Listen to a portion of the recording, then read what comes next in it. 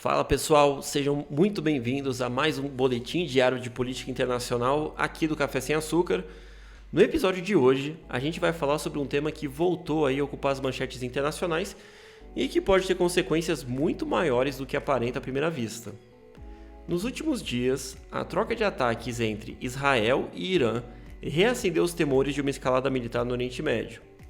Mas hoje eu quero propor uma análise um pouco diferente, porque na minha avaliação, a pergunta mais importante não é se houve ataques. A pergunta mais importante é por que Donald Trump está pressionando por moderação justamente quando Israel parece disposto a aumentar a pressão sobre o Irã? E a resposta para essa pergunta nos leva para o centro da geopolítica mundial. Ela envolve petróleo, envolve China, inflação global, eleições americanas e o futuro do equilíbrio de poder no Oriente Médio. Então, vamos entender o que realmente está acontecendo. Antes de analisar os acontecimentos aí dos últimos dias, a gente precisa compreender que essa crise ela não começou agora. Essa rivalidade aí entre Israel e Irã é uma das mais importantes da política internacional contemporânea. Se a gente pega desde a Revolução Iraniana, a Revolução Islâmica de 79, o Irã passou a enxergar Israel como um adversário estratégico. Ao longo das décadas, os dois países travaram uma disputa indireta através de aliados, operações de inteligência, ataques seletivos e guerras por procuração. Mas nos últimos anos, essa rivalidade entrou em uma fase diferente. As linhas entre confronto indireto e confronto direto ficaram cada vez mais tênues. E é justamente nesse contexto que a gente tem que analisar os eventos recentes. Nos últimos dias, os ataques israelenses contra alvos ligados ao eixo pró-Irã provocaram uma resposta direta de Teherã. O Irã lançou aproximadamente 10 mísseis balísticos contra Israel. A maior parte desses mísseis ela foi interceptada pelo Iron Dome, que é o sistema de defesa israelense, ou caiu ali em território israelense sem causar algum tipo de dano. Mas o ponto central não é a quantidade de mísseis que foi lançada. O ponto central é a mensagem política. Porque o Irã ele precisa demonstrar algum tipo de capacidade de resposta. Porque para Teherã não responder esses ataques seria transmitir uma imagem de fraqueza para seus aliados e para seus adversários. Ao mesmo tempo, responder de maneira excessiva poderia provocar uma reação militar muito mais ampla.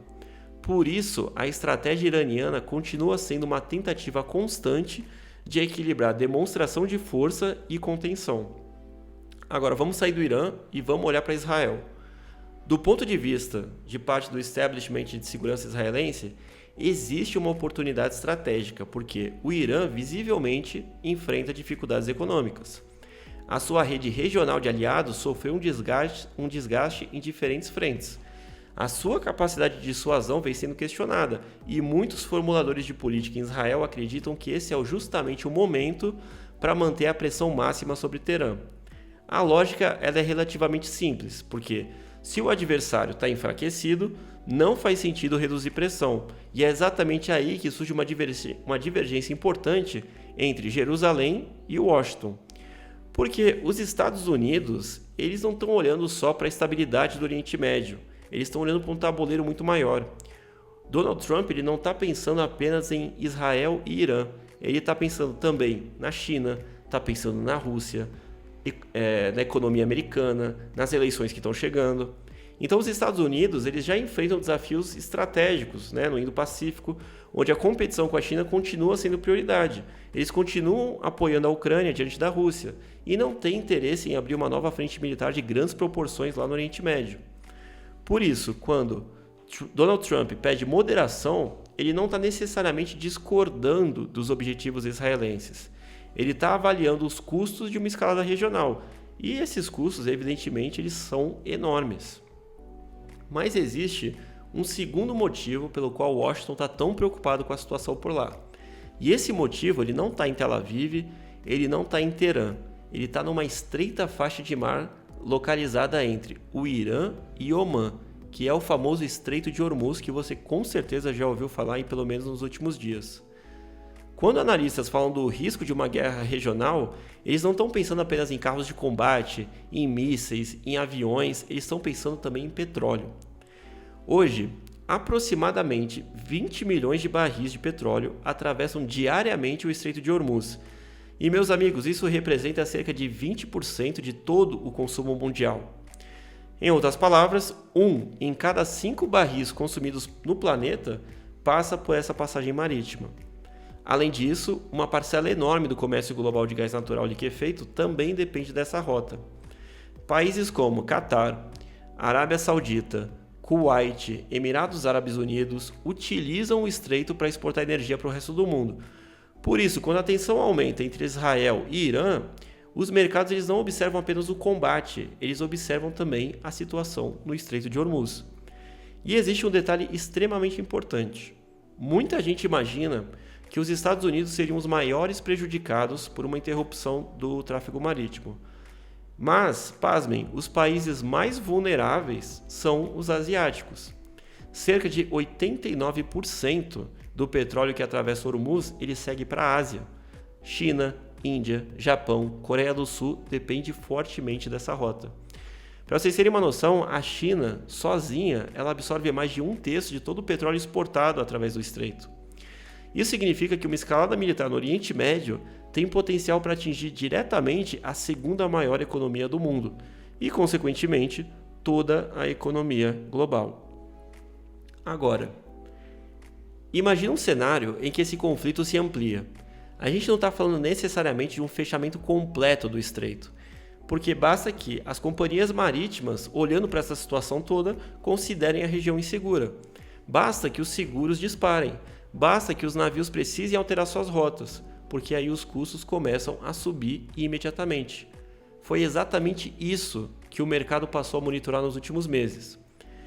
Em determinados períodos desse ano, os fluxos energéticos pela região sofreram reduções expressivas. O resultado ele foi imediato. O preço do petróleo voltou a subir. E alguns cenários mais pessimistas, eles já trabalham com a possibilidade de um barril acima de $150, caso ocorra uma interrupção prolongada do tráfego.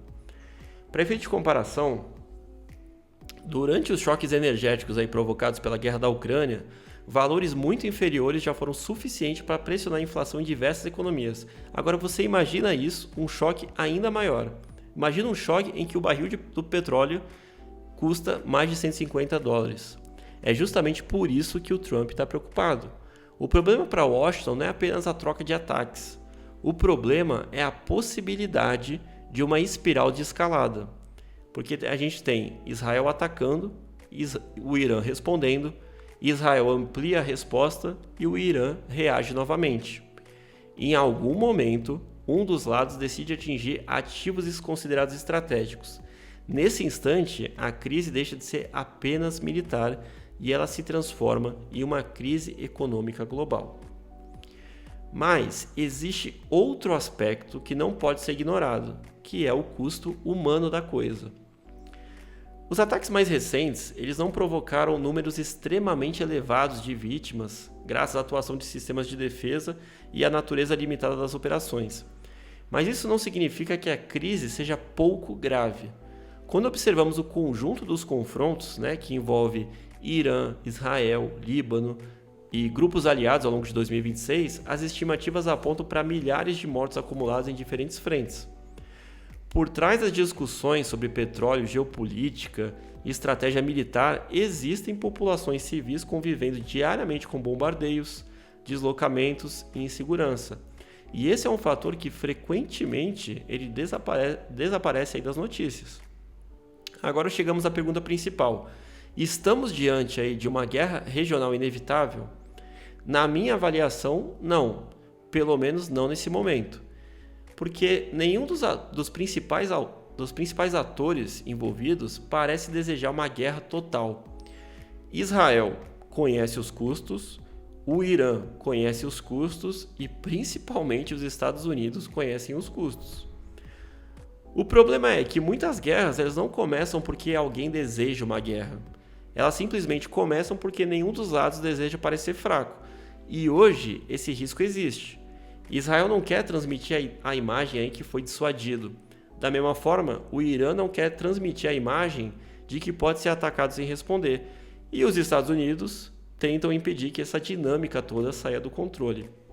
Portanto, o que devemos observar aí nos próximos dias? Primeiro, haverá novos ataques? Segundo, Netanyahu seguirá ouvindo os pedidos de moderação vindos de Washington? Terceiro, o Irã continuará calibrando suas respostas ou aumentará a intensidade das operações? Quarto, veremos mais impactos significativos sobre o mercado de petróleo? Porque no fim das contas é justamente aí que a geopolítica encontra a economia e é justamente aí que uma crise regional pode se transformar em um problema global. E você que está me ouvindo aí agora, você acredita que Israel e Irã conseguirão evitar uma guerra mais ampla ou a gente está apenas assistindo aos primeiros capítulos de uma nova escalada no Oriente Médio? Deixa sua opinião nos comentários e se você gostou desse conteúdo, deixa o like, inscreva-se no canal e por favor aí ative as notificações para você ficar atualizado. Eu sou Tarek, esse foi mais um boletim diário aí de política internacional aqui do Café Sem Açúcar. Um abraço e até a próxima.